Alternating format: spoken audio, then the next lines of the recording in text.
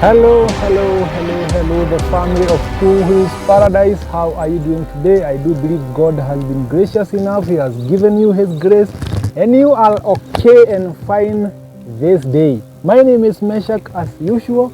Welcome back to the channel. And if you have not subscribed, maybe this is the first time you are watching my videos, you have just come across this channel for the first time. My request is that you subscribe to the channel, because what we do here is amazing stories about motorcycling, everything to do with motorcycling. Whatever you want to know about being a motorcyclist, it is discussed in this channel. Welcome back to the channel. Take a second, hit that subscribe button, and also don't forget the bell icon for notifications. You know why? Because you need to be notified, a special notification that something nice has just landed on your most favorite YouTube channel. Two Hills Paradise, here we are. Today I have a story, a good one. Everybody has a starting point in everything. I have been a biker for over 10 years. I have done a lot of traveling. For those people who know me, I have done a lot of traveling, a lot of it. Much of the big cities in Kenya, I have been to all of them a couple of times. To villages, I have crossed through counties, almost like 3/4 of the country. I've been to the urban areas and sometimes even deep to the villages. For so many reasons, work related, adventure. Sometimes I get lost and just follow some roads, and then I find myself in very hilarious looking places. And I love it because the whole reason why I got into motorcycling was to actually find the better part of me, the better version of me, the person who enjoys being out there alone. And that's why most of the times you find me traveling alone. And I decided to create this YouTube channel so that some of these stories can be shared. And today I want to give you a story about my first time to ride a motorcycle to a town called Mombasa.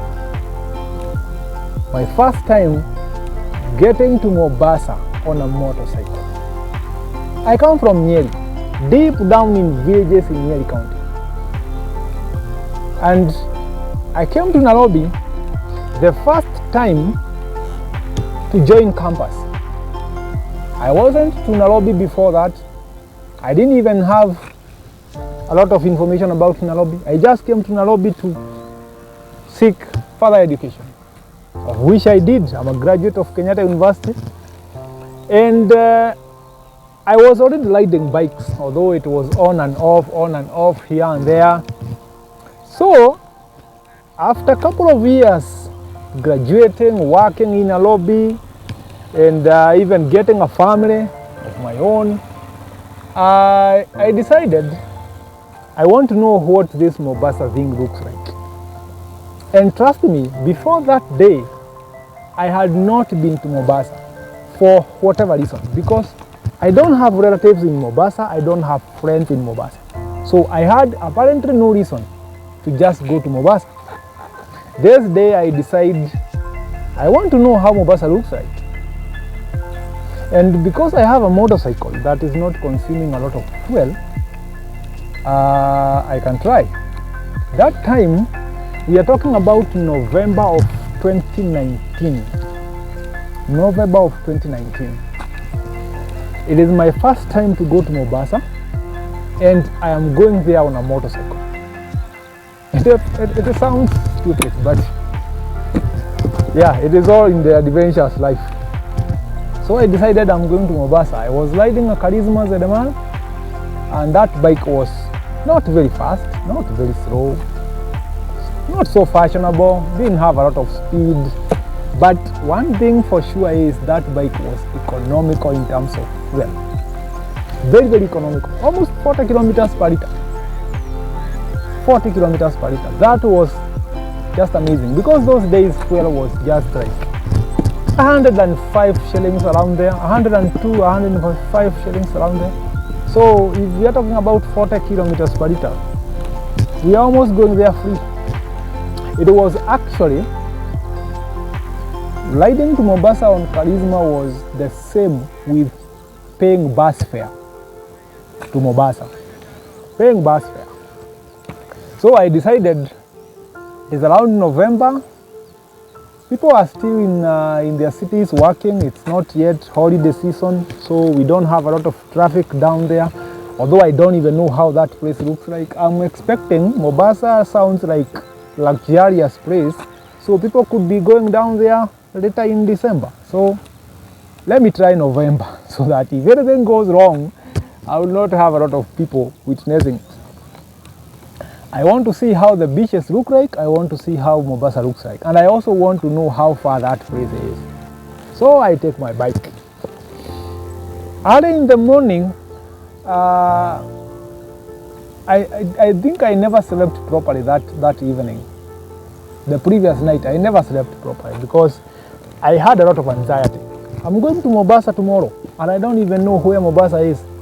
And you know, it's one of those places you can go and come back, and you can also go and fail to come back. You can even go and fail to even get to the destination. So it is one of the longest distance riding I was about to do in one day, because Mombasa is quite far. From where I stay, we are talking about around 510 kilometers. So that's a lot of distance. And so I wake up early in the morning, try to prepare myself. I'm just feeling anxious. Yeah, just feeling weird. Then I bid my wife goodbye. I'm going to Mombasa and I'll be back tomorrow. Promise, tomorrow I'm coming back. Okay? Good. So I leave home around 5:45. And around 6:10, I was in Loiro, somewhere in Shell petrol station, allowed Membri. So I fill up the bike, just like 16 liters? Yeah, 16 liters. Those days I was just using V-Power because it's just cheap. V-Power full tank, and the journey starts. I have not even packed a lot of things because I don't even know what to do. So I'm just there. I'm expecting I'll be in Mombasa, and then tomorrow I'm coming back. I start the journey around 6:10. I start the journey. It was quite chaotic because going past Machakos Junction, where now the dual carriage ends completely, you have no other dual carriage along that road. People started pushing me out, and at some point I was reconsidering this whole decision. Am I actually going to this Mombasa, or am I just putting myself through some unnecessary trouble? Yeah, because for those people who have been riding, if you have ever used that Mombasa highway around Salama, Emari, going to Kibwezi, you know how people drive. So chaotic. You know how people drive. Carelessly and a lot of arrogance. So I'm there and I'm thinking, am I seriously going to this Mombasa, or just putting myself through something unnecessary? But again, I can't go back home. I told my wife I'm going to Mombasa and I have to get there. Liwalo, I'm getting there. So keep moving. My Charisma is doing 100 kilometers per hour, 110 maximum, nothing more. Just there, overtaken by everything, trailers, buses, everything. You just keep pushing, keep pushing. I was just telling myself in the helmet, you measure, just keep going, keep going. If they overtake you, don't react. Just stay cool, stay cool. You know, when you have a slow bike, you see, you keep preaching to yourself. You come on, stay cool, stay cool. They push you and just stay cool, stay cool. You're going to Mombasa and you don't even know how Mombasa looks like. So stay cool. And I didn't know I could be that fast, because I think at some point after Mtito a day, between Mtito and Manyani, the road was completely empty. So I had some space to maintain 100 kilometers per hour for over 1 hour. So there was that space. I was able to catch up with lost time, being pushed off, a lot of shenanigans. So I got some recovery time. And by 12, 1200. I remember 1200 I was paying for fuel at Makupa. You see that Makupa police station? Yeah, I don't know Mombasa a lot, but I know there is that Makupa police station, and opposite there is a Shell petrol station. I was at that Shell petrol station, Makupa Shell petrol station, at exactly 1200. So now I'm looking at this, and it's already over 500 kilometers. So I think at some point I was maintaining 100 kilometers per hour for over 1 hour. I recovered the lost time. I really recovered. But the journey was difficult. The problem came when I got to around Mariakani. Now I'm approaching Mombasa. Because when I started seeing now the coconut trees, I started telling myself now, Meshach, this is Mombasa, Mombasa, come on, this is Mombasa. Mombasa now, start increasing speed. Come on, you are wasting a lot of time. Start increasing speed. And the heat, actually it was my first time to be overcome by heat. I have worked in hotels, I have done a lot of things around cooking places, but I have never in my life felt so much heat in my body. When I left Nairobi, it was drizzling in the morning, quite cold, so I was wearing warm. I even had a rain gear. So I'm struggling with my rain gear, drizzling here and there, Machakos drizzling, some places dry, you go to Kibwezi drizzling. So I thought I'm getting to Mombasa still drizzling, so I never removed my gear. Up to Mariakani when I realized I'm starting to cook myself alive. This place is not just your typical place, Mesha. This is not where you like. This is not Eldoret, this is not Kisumu. This is not Nyeri where you just go in and out every other day. This is a different place, completely different. So I started shedding off the weight, the rain gears and whatever. You know me, I always ride with top boxes, so I'm putting some stuff in the box. Others I'm just lapping them around with a bungee cord on the bike. So I'm shedding weight as I move. And around Mazeras, I found myself pretty much riding in a t-shirt and whatever, body armor. Yeah, body armor. I was looking for that word. Body armor and t-shirt. It's getting so hot. It's around 11 now, 11:30 going to 12. It's getting so hot. But again, I thought to myself, Meshach, you don't ride like this. Why are you compromising on gear? Put back that jacket.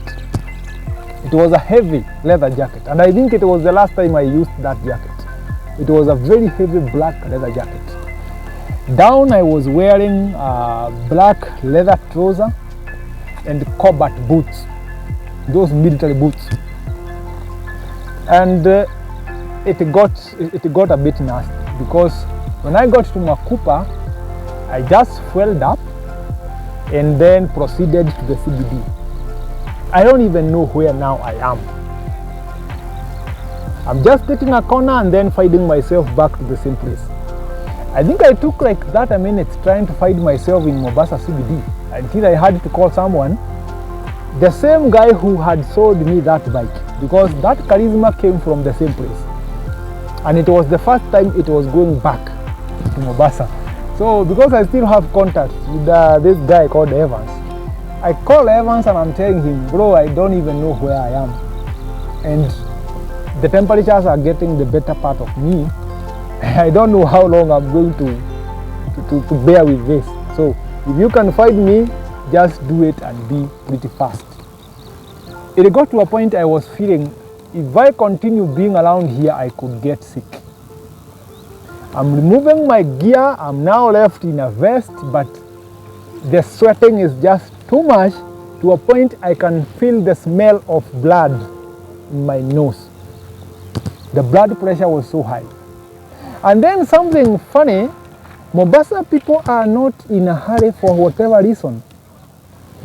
People from Mombasa, how do you survive? Just a little bit slow. A little bit slow. Because when I got to a hotel, I saw a hotel somewhere, And then I parked the bike and tried lashing inside. I want something cold to drink because I'm feeling like I'm getting sick. There is a condition called heat stroke. Heat stroke. And it is not funny. It can take you down. It can take you down pretty fast. And I could feel my body is starting to react to these temperatures. So I'm thinking to myself, I need something very cold. Then I get to a hotel and there is this Somali guy, the waiter. That guy was slow as hell. Come on, man. That guy was slow as hell. The guy is just moving like, come on, man. I'm suffocating here. Try and be fast.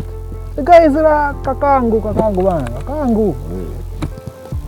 You're trying to tell me to relax and I'm feeling like the next 30 seconds I could be on the floor. I had to follow him. I had to follow him to the counter to actually get the drink myself. That is how serious it was. And then this guy is looking at me like, you don't belong here. Well, see what happened. Because people who are around here do not come this fast. Then my jackets are all over the hotel. I'm sweating, I'm coughing. Then my phone rings. It's Evans. He's trying to locate me and he just wants to confirm the exact location where I told him, because there was a bank. I can't even remember which bank it was. There was a bank and I told him there's some bank here, I'm just around. So I think he saw the bike. He was just calling to confirm where I am. And then he finds me in the hotel, sweating like I've just come from a swimming pool. This guy has been in Mombasa for like his whole life, so he started laughing. What's going on, man? Right, man, I'm not doing good. I came to Mombasa and this is the Mombasa I was actually longing for. So now, how do I proceed from here? Because I want to get out of this place. I don't even know the route out of this place. So even if I was to go back to Nairobi the same day, I don't even know where I am. Mombasa is so big and so complicated, especially the old town. You don't even know where you are exactly. So this guy explains to me some geography of this place and then he gives me a direction to a place called Mtwapa. To make it clear, Mtwapa is not part of Mombasa. But people confuse Mtwapa with Mombasa. They look like it's just a downtown of Mombasa. It's not part of Mombasa County. It's in Kilifi, on your way to Malindi. So he tells me if you take some few corners, this road is going to take you to a place called Mtwapa. Then from there, just find anywhere you can sleep, go take a shower, whatever you want, just go. And then he goes his way because he walks around there, he goes his way. So Meshach, just remember the direction you were given. This is hilarious. And I did. On my way to Mtwapa, I had to cross a few bridges, especially the Nyali, and then I started finding that place looking beautiful, very, very beautiful. And it is one of those moments I actually appreciated all the struggle, because when I got to Nyali, that place looks very beautiful. To cut the story short, I spent the night in Mtwapa. There is a hotel called, is it Lamanda or Labanda? I think Hotel Labanda. Somewhere just on your left side as you proceed to Malindi in Mtwapa, main town, called the Hotel Labanda. I spent a night there. In the next morning, I'm just going to the beach, Jomo Kenyatta Public Beach. I'm still wearing my leather, like don't have common sense. Just wearing my leather because I know you have to wear gear all the time. And I'm just looking at Mombasa, people are wondering, why are these guys riding in slippers and vests? Come on, if you spend another night here, you realize what's going on. It was one of the most memorable rides I did in my life, because all the struggle paid back when I got back home. And I could remember all the incidences, looking at the photos, and it was just nice. And actually it opened up my mind to more adventures, because I realized all the struggles and bad roads take you to very beautiful places. Because when I got to Nyali, I realized Mombasa is beautiful, very, very beautiful. What is your motorcycle story? I have more coming up. Have you subscribed to the channel so far?